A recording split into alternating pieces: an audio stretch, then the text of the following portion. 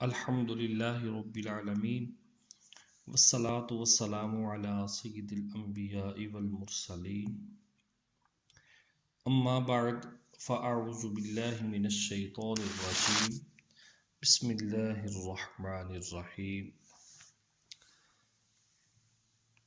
صدر الشریعہ بدر الطریقہ حضرت علامہ مولانا محمد مفتی امجد علی اعظمی علیہ رحمۃ اللہ القوی بہار شریعت کے حصہ نمبر 2 جلد نمبر 1 اور صفحہ نمبر 353 پر تیمم کے بیان کے بارے میں ارشاد فرماتے ہیں۔ مسئلہ نمبر 42 آپ ارشاد فرماتے ہیں کہ وضو اور غسل دونوں کا تیمم ایک ہی طرح کا ہے۔ اگر کسی بندے کو وضو کرنا ہے، پانی میسر نہیں، تو اس کے لیے بھی وہی تیمم ہے، اور اگر کسی کو نہانے کی، غسل کرنے کی ضرورت ہے اور پانی نہیں ہے، تو وہ بھی تیمم وہی کرے گا جو وضو کے لیے تیمم کیا جاتا ہے۔ تیمم میں 3 فرض ہیں۔ نمبر 1 نیت کرنا۔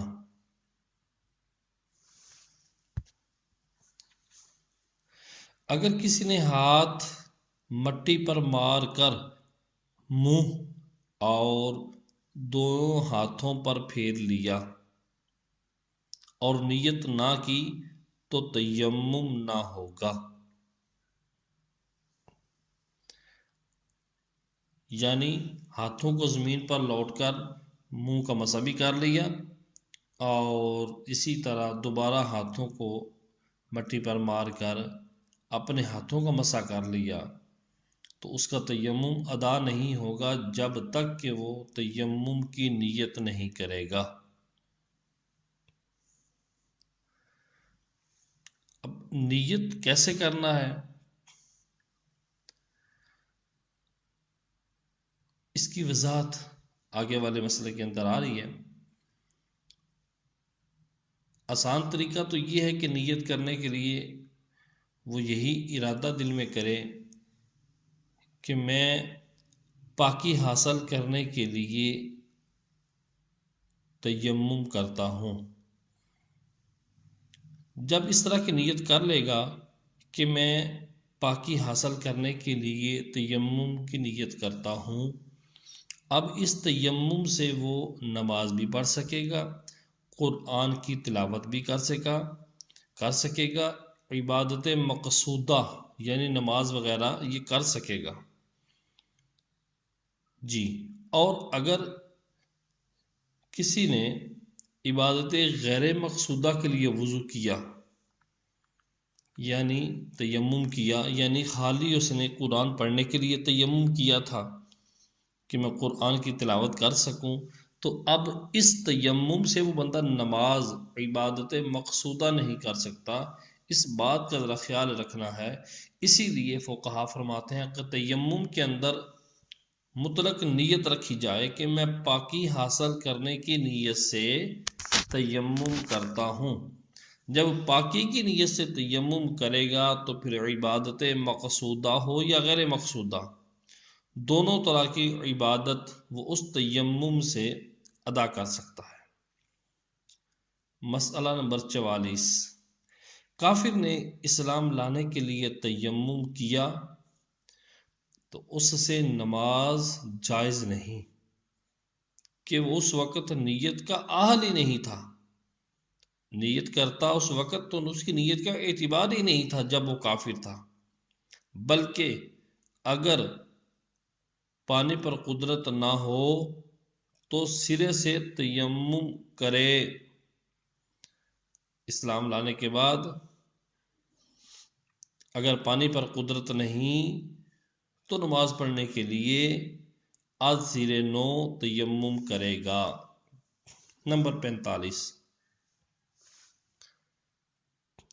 نماز اس تیمم سے جائز ہوگی جو پاک ہونے کی نیت سے، نماز اس تیمم سے جائز ہوگی جو پاک ہونے کی نیت کی ہو یا کسی ایسی عبادت مقصودہ کے لیے کیا گیا ہو جو بلا طہارت جائز نہ ہو۔ جی، تو اگر مسجد میں جانے یا نکلنے یا قرآن مجید چھونے یا اذان و اقامت یا سلام کا جواب دینے، سلام کرنے یا قبروں کی زیارت کرنے یا میت کو دفن کرنے یا بے وضو نے قرآن مجید پڑھنے کے لیے تیمم کیا تو یہ ساری عبادتیں غیر مقصودہ ہیں، تو ان سب کے لیے اگر تیمم کیا تھا تو اس تیمم سے نماز جائز نہیں، بلکہ جس کے لیے کیا گیا اس کے سوا کوئی عبادت بھی جائز نہیں، کیونکہ یہ ایسی عبادتیں ہیں جو بغیر طہارت کے بھی بندہ کر سکتا ہے۔ سلام کا جواب دینا، مسجد سے نکلنا، مسجد میں جانا، میت کو دفن کرنا، قبروں کی زیارت کرنا، عبادتیں غیر مقصودہ ہے، یعنی ایسی عبادت نہیں ہے جن کے لیے طہارت شرط ہے۔ تو جس کے لیے طہارت شرط ہے، جو عبادت مقصودہ ہے، اس کے لیے نیت کرے گا تو اس تیمم سے نماز پڑھ سکتا ہے، یا پھر مطلقاً پاکی کی نیت کرے کہ میں اس حدث سے پاکی حاصل کرنے کی نیت سے تیمم کرتا ہوں، تو اس صورت میں اس تیمم سے وہ چاہے عبادت مقصودہ ادا کرے، نماز وغیرہ، چاہے عبادت غیر مقصودہ ادا کرے، دونوں ادا ہو جائیں گی۔ نمبر 46، جنب نے قرآن مجید پڑھنے کے لیے تیمم کیا ہو تو اس سے نماز پڑھ سکتا ہے؟ سجدہ شکر کی نیت سے جو تیمم کیا ہو اس سے نماز نہ ہوگی۔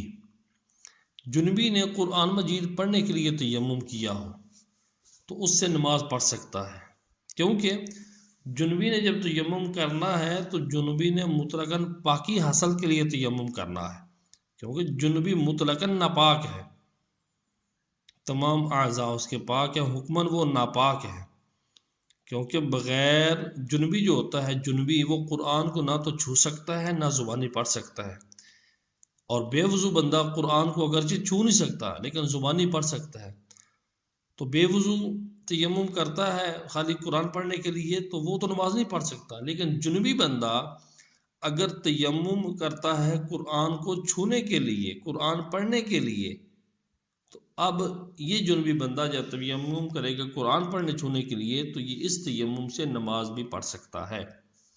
سجدہ شکر کی نیت سے جو تیمم کیا ہو اس سے نماز نہ ہوگی۔ نمبر 47، دوسرے کو تیمم کا طریقہ بتانے کے لیے جو تیمم کیا اس سے بھی نماز جائز نہیں، کیونکہ اس کے اندر اس کی اپنی نیت تو ہے نہیں ہے پاکی حاصل کرنے کی، اس وقت اس بندے کی نیت یہ ہے کہ میں اگلے کو تیمم سکھا رہا ہوں، لہٰذا کسی کو سکھانے کی نیت سے جو تیمم کیا جائے اس تیمم سے نماز جائز نہیں ہوگی۔ نمبر 48، نماز جنازہ یا عیدین یا سنتوں کے لیے اس غرض سے تیمم کیا ہو کہ وضو میں مشغول ہوگا تو یہ نمازیں فوت ہو جائیں گی۔ نماز جنازہ، عیدین یا سنتوں کے لیے اس غرض سے اس بندے نے تیمم کیا کہ اگر میں وضو کرنے لگا تو یہ چیزیں فوت ہو جائیں گی، تو اس تیمم سے اس خاص نماز کے سوا کوئی دوسری نماز جائز نہیں۔ نماز جنازہ یا عیدین کے لیے تیمم اس وجہ سے کیا ہے کہ بیمار ہے یا پانی موجود نہیں ہے، تو اس سے فرض نماز اور دیگر عبادتیں بھی جائز ہوں گی، کیونکہ یہاں پر تو وہ علت نہیں پائی گئی کہ نماز میں مشغول ہوا، وضو میں مشغول ہوا تو نماز جنازہ نکل جائے گی، یا وضو کرنے لگا تو عیدین کی نماز ہو جائے گی۔ وہ وجہ نہیں ہے، یہاں پر ہے سبب بیمار ہونا، تو بیمار ہونے کی وجہ سے اگر تیمم کیا ہے تو اس تیمم سے فرض نمازیں دیگر جو ہے وہ بھی ادا کی جا سکتی ہیں۔ نمبر 50، سجدہ تلاوت کے تیمم سے بھی نمازیں جائز ہیں۔ سجدہ تلاوت کے لیے جو تیمم کیا ہے اس تیمم سے بھی نمازیں جائز ہیں۔ نمبر 51، جس پر نہانا فرض ہے اسے یہ ضرور نہیں کہ غسل اور وضو دونوں کے لیے 2 تیمم کرے۔ جس بندے پر غسل ضروری ہے اسے یہ بات ضروری نہیں کہ غسل اور وضو دونوں کے لیے 2 تیمم کرے، بلکہ ایک ہی میں دونوں کی نیت کر لے، دونوں ہو جائیں گے۔ ایک تیمم کے اندر دونوں کی نیت کرتا ہے تو دونوں ہی ادا ہو جائیں گے، اور اگر صرف غسل یا وضو کی نیت کی جب بھی کافی ہے۔ نمبر 52، بیمار یا بے دست و پا، بیمار بندہ ہے یا وہ بندہ جس کے ہاتھ پاؤں نہیں، یا اپنے آپ تیمم نہیں کر سکتا، تو اسے کوئی دوسرا شخص تیمم کرا دے، اور اس وقت تیمم کرانے والے کی نیت کا اعتبار نہیں، بلکہ اس کی نیت چاہیے جسے کرایا جا رہا ہے۔ ایسا بندہ جو بیمار ہے، جو تیمم نہیں کر سکتا، بے دست و پا ہے، جس کے اپنے ہاتھ پاؤں نہیں ہے یا ہاتھ نہیں ہے، جو تیمم نہیں کر سکتا، تو جب تیمم اس کو کروایا جا رہا ہے تو اس وقت تیمم کرانے والے کی نیت کا اعتبار نہیں، بلکہ جس کو کرایا جا رہا ہے اس کی نیت کا اعتبار ہے، وہ نیت کر لے گا تو تیمم ادا ہو جائے گا۔ یہاں تک آپ نے پڑھی تیمم کی نیت کا کیا حکم ہے۔ تیمم کی نیت کرنا فرض ہے، پہلا فرض تیمم کا وہ نیت کرنا یہاں تک بیان کیا گیا۔ اب یہاں سے تیمم کا دوسرا فرض ہے سارے منہ پر ہاتھ پھیرنا۔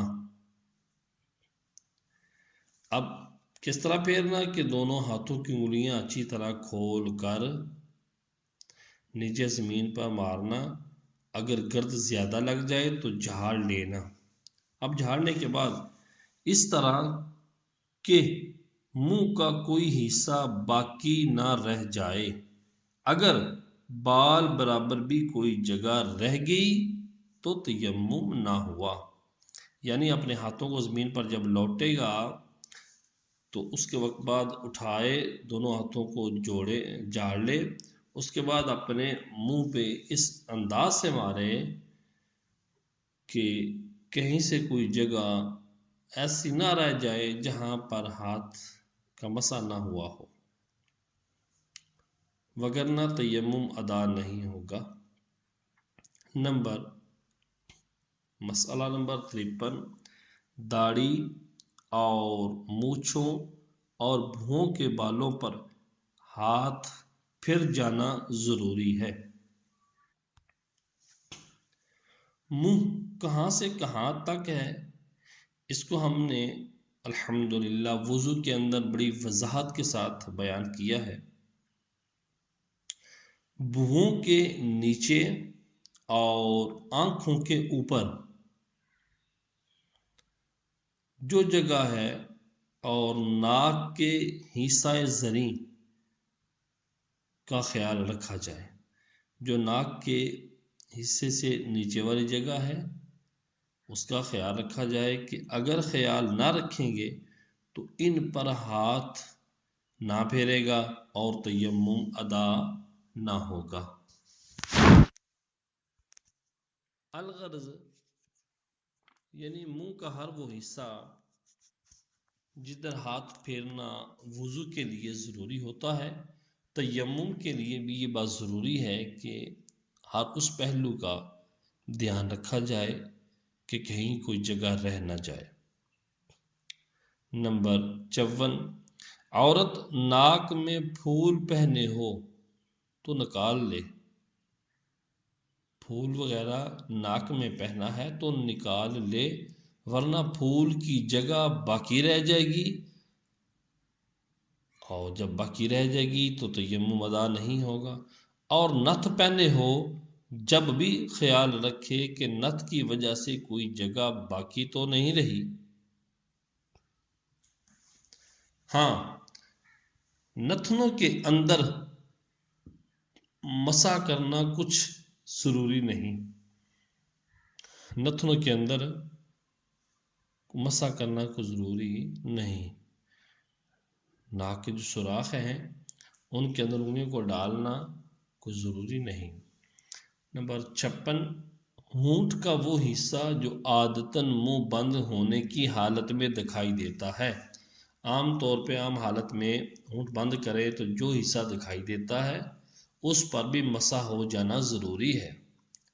تو اگر کسی نے ہاتھ پھیرتے وقت ہونٹوں کو زور سے دبا لیا کہ کچھ حصہ باقی رہ گیا جو نہیں چھپنا چاہیے تھا، جو عادتاً نہیں چھپتا، تو اس نے اگر زور سے بند کیا کہ وہ حصہ بھی چھپ گیا، تیمم ہونے مسح ہونے سے رہ گیا، تو اب تیمم نہ ہوا۔ یوں ہی اگر زور سے آنکھیں بند کر لیں کہ کچھ حصہ رہ گیا مسح ہونے سے، جب بھی تیمم نہ ہوگا۔ جی، مسئلہ نمبر 57، مونچھ کے بال اتنے بڑھ گئے کہ ہونٹ چھپ گئے، تو ان بالوں کو اٹھا کر ہونٹ پر ہاتھ پھیرے۔ بالوں پر ہاتھ پھیرنا کافی نہیں ہے، یعنی مونچھیں بڑھ کر آگے لبوں پر آ گئیں اور لبوں کو انہوں نے ڈھانپ لیا ہے، لب چھپ گئے ہیں، ہونٹ چھپ گئے ہیں، تو اب مسح کرنے کے لیے ضروری ہے کہ آگے سے وہ ہونٹ جو چھپے ہوئے ہیں وہاں سے بالوں کو اٹھا کر ہونٹوں کا مسح کیا جائے۔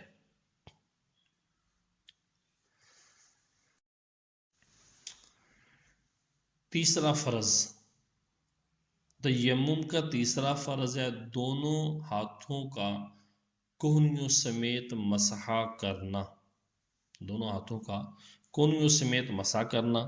اس میں بھی یہ خیال رہے کہ ذرہ برابر جگہ باقی نہ رہے، ورنہ تیمم ادا نہیں ہوگا۔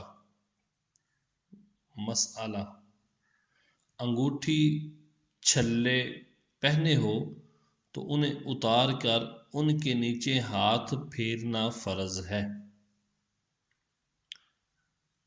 عورتوں کو اس میں بہت احتیاط کی ضرورت ہے۔ کنگن، چوڑیاں، جتنے زیور ہاتھ میں پہنے ہوں سب کو ہٹا کر یا اتار کر جلد کے ہر حصے پر ہاتھ پہنچائے۔ اس کی احتیاطیں وضو سے بڑھ کر ہیں۔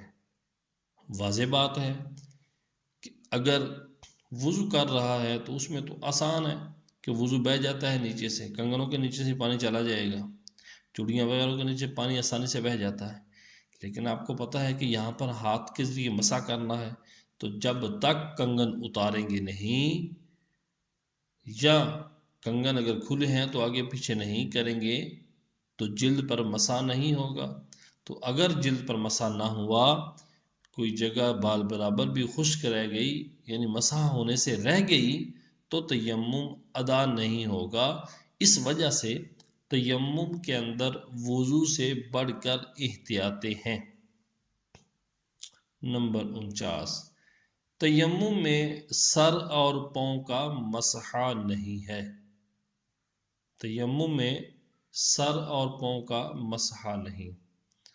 نمبر 60، ایک ہی مرتبہ ہاتھ مار کر منہ اور ہاتھوں پر مسح کر لیا تو تیمم نہ ہوا۔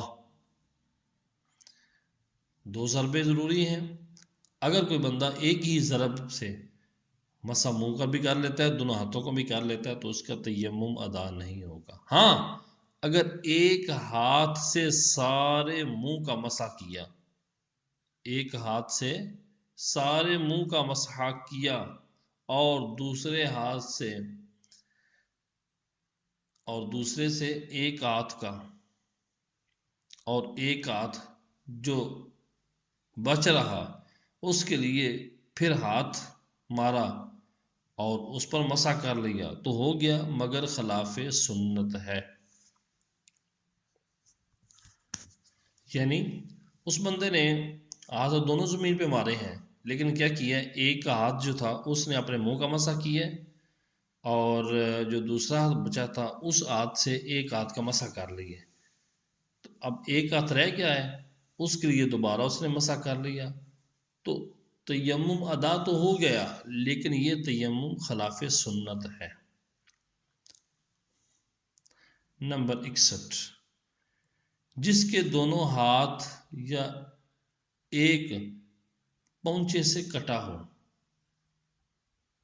جس بندے کے دونوں ہاتھ یا ایک ہاتھ پونچے سے، یہ گٹوں تک، یہ گٹے ہیں پونچوں تک کٹا ہو، تو کونیوں تک جتنا باقی رہ گیا اس پر مسح کرے۔ خود نہیں کر سکتا تو کس سے کروا تو سکتا ہے۔ اور اگر کوہنیوں سے اوپر تک کٹ گیا، کوہنیوں سے اوپر تک یعنی کوہنیوں سمیت کٹا ہوا ہے، تو اسے بقیہ ہاتھ پر مسح کرنے کی ضرورت نہیں۔ یعنی کونیوں سمیت کٹا ہوا ہے تو کونیوں سے پیچھے جو ہے کندھا وغیرہ ہے، کندھے سے تھوڑا سا نیچے ہے، اس بقیہ حصے پر مسح کرنے کی ضرورت نہیں۔ پھر بھی اگر اس جگہ پر جہاں سے کٹ گیا مسح کر لے تو بہتر ہے۔ نمبر 62، کوئی لنجا ہے یا اس کے دونوں ہاتھ کٹے ہیں اور کوئی ایسا نہیں جو اسے تیمم کرا دے، تو وہ اپنے ہاتھ اور رخسار جہاں تک ممکن ہو زمین یا دیوار سے مس کرے۔ جو بندہ لنجا ہے، ہاتھ تو ہیں کام نہیں کرتے، یا اس کے دونوں ہاتھ کٹے ہوئے ہیں اور کوئی ایسا بندہ نہیں موجود جو اسے تیمم کرا دے، تو وہ اپنے ہاتھ اور منہ، رخسار جہاں تک ممکن ہو زمین یا دیوار سے مس کرے اور نماز پڑھے، مگر وہ ایسی حالت میں امامت نہیں کر سکتا۔ ہاں، اس جیسا کوئی اور بھی ہے تو اس کی امامت یہ کر سکتا ہے۔ جی، نمبر 63، تیمم کے ارادے سے زمین پر لوٹا اور منہ اور ہاتھ پر جہاں تک ضرور ہے ہر ذرہ پر گرد لگ گئی تو ہو گیا، ورنہ نہیں۔ یعنی تیمم کے ارادے سے زمین پر لوٹا، زمین پر ہاتھ پاؤں مارے، ہاتھ مارا، منہ مارا، اور ہاتھوں پر جتنا ضروری تھا گرد کا لگنا اتنی ہر ذرے پر گرد لگ گئی ہے، تو اب اگر تیمم دوبارہ نہ بھی کرے گا تو اس کا تیمم ہو گیا۔ تو اس صورت میں منہ اور ہاتھوں پر مسح پھیر لینا چاہیے۔ زمین پر لوٹا ہے، منہ مارا ہے، ہاتھ مارے ہیں، تو جہاں تک ہمارا ارادہ ہے کہ ہم یہ کہتے ہیں کہ پہنچ جائے، مسح کرتے وقت ہاتھ پہنچنا چاہیے، ہاتھ کے ہر حصے پر، منہ کے ہر حصے پر، اگر تو وہاں تک ذرات پہنچ گئے ہیں مٹی کے تو پھر تو تیمم ہو گیا، وگرنہ نہیں ہوا۔ اور اس طرح لوٹنے کی صورت میں بھی بعد میں اگر مسح کر لے تو وہ اس کے لیے بہت اچھا ہے۔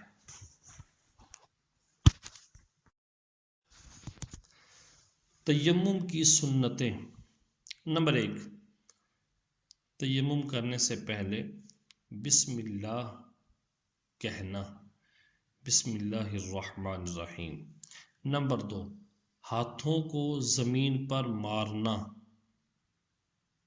سنت مبارکہ ہے۔ نمبر 3، انگلیاں کھلی ہوئی رکھنا، جب ہاتھ زمین پر مارنے ہیں تو انگلیاں کھلی ہوئی رکھنا۔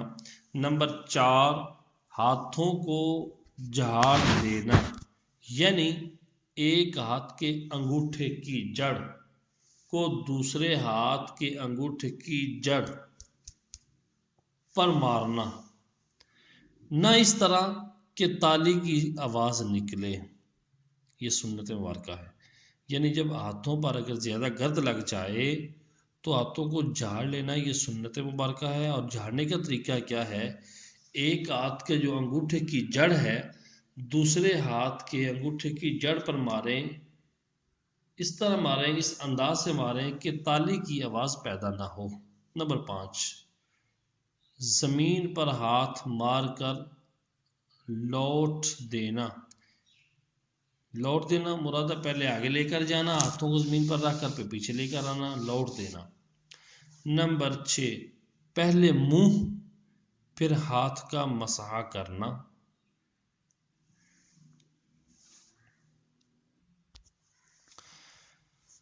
نمبر 7، دونوں کا مسح پے در پہ ہونا، یعنی ایک مسح کر لیا، منہ کا مسح کرتے ہی گیا، فوراً ہاتھوں کو لٹا لیا زمین پر، پھر دوبارہ ہاتھوں کا مسح کر لیا، پے در پہ کرنا۔ جس طرح وضو کے اندر اعضاء کا پے در پہ دھونا سنت مبارکہ ہے، اسی طرح تیمم کے اندر بھی پے در پہ مسح کرنا سنت ہے۔ نمبر 8، پہلے دائیں ہاتھ پھر بائیں ہاتھ کا مسح کرنا۔ نمبر 9، داڑھی کا خلال کرنا۔ اور نمبر 10، انگلیوں کا خلال جب کہ غبار پہنچ گیا ہو۔ جب مسح کیا ہے انگلیوں کے اندر غبار پہنچ گیا ہے تو اب خلال کرنا سنت مبارکہ ہے۔ اور اگر غبار نہ پہنچا، انگلیوں کے خلال میں غبار نہیں پہنچا، مثلا پتھر وغیرہ کسی ایسی چیز پر ہاتھ مارا جس پر غبار نہ ہو، تو خلال کرنا، انگلیوں کا خلال کرنا اب فرض ہے۔ ہاتھوں کے مسح میں بہتر طریقہ یہ ہے کہ بائیں ہاتھ کے انگوٹھے کے علاوہ 4 انگلیوں کا پیٹ داہنے ہاتھ کی پشت پر رکھے۔ یہاں سے ہاتھوں کے مسح کا جو بہترین طریقہ ہے وہ یہ ہے، ذرا توجہ سے سماعت فرمائیں، کہ بائیں ہاتھ کے انگوٹھے کے علاوہ، بایاں ہاتھ جو ہے الٹا ہاتھ، اس کے انگوٹھے کے علاوہ 4 انگلیوں کا پیٹ دائیں ہاتھ کی پشت پر رکھیں۔ 4 انگلیوں کا پیٹ دائیں ہاتھ کی پشت پر رکھیں اور انگلیوں کے سرے سے کونی تک لے جائیں، ایسے کونی تک لے جائیں، پھر وہاں سے بایاں ہاتھ کی ہتھیلی سے وہاں تک پہنچ کر جب آپ کا بایاں ہاتھ دائیں ہاتھ کی کونی تک پہنچ جائے گا، وہاں پر جا کر آپ اپنا دائیں ہاتھ الٹا کر دیں، تھوڑا سا الٹا کر کے پھر وہاں سے بائیں ہاتھ کی ہتھیلی سے، پہلے تو انگلیوں کو پیٹ لگائے ہوئے تھے، اب بائیں ہاتھ کی ہتھیلی سے داہنے ہاتھ کے پیٹ کو مس کرتا ہوا گٹے تک لائے، یعنی آگے ہاتھ کے گٹے تک لائے، اور بائیں انگوٹھے کے پیٹ سے دائیں انگوٹھے کی پشت کا مسح کریں۔ یوں ہی داہنے ہاتھ سے بائیں کا مسح کریں اور ایک دم سے پوری ہتھیلی اور انگلیوں سے مسح کر لیا، تیمم ہو گیا۔ خواہ کوہنی سے انگلیوں کی طرف لایا ہو یا انگلیوں سے کوہنی کی طرف لے گیا، مگر پہلی صورت میں خلاف سنت ہوا۔ جو طریقہ ہم نے بیان کیا ہے، جو پہلے طریقہ بیان کیا گیا ہے وہ طریقہ سنت کے مطابق ہے۔ اگر ایک دم سے کوئی انگلیوں کا بھی کر لیتا ہے، ہتھیلی کا بھی کر لیتا ہے، تو کونیوں کا بھی کر لیتا ہے، تو مسح تو اس کا بھی ہو جائے گا، لیکن وہ خلاف سنت ہے۔ سنت کے مطابق نہیں ہوگا۔ نمبر 1، اگر مسح کرنے میں صرف 3 انگلیاں کام میں لایا جب بھی ہو گیا، اور اگر 1 یا 2 سے مسح کیا تو تیمم نہ ہوا، اگرچہ تمام عضو پر اس نے ہاتھ پھیر لیا۔ جی نمبر 2، تیمم ہوتے ہوئے دوبارہ تیمم نہ کرے، تیمم ہوتے ہوئے دوبارہ تیمم نہ کرے۔ نمبر 3، خلال کے لیے ہاتھ مارنا ضروری نہیں، ہاتھوں کا انگلیوں کا خلال کرنے کے لیے ہاتھ کو زمین پر مارنا ضروری نہیں ہے۔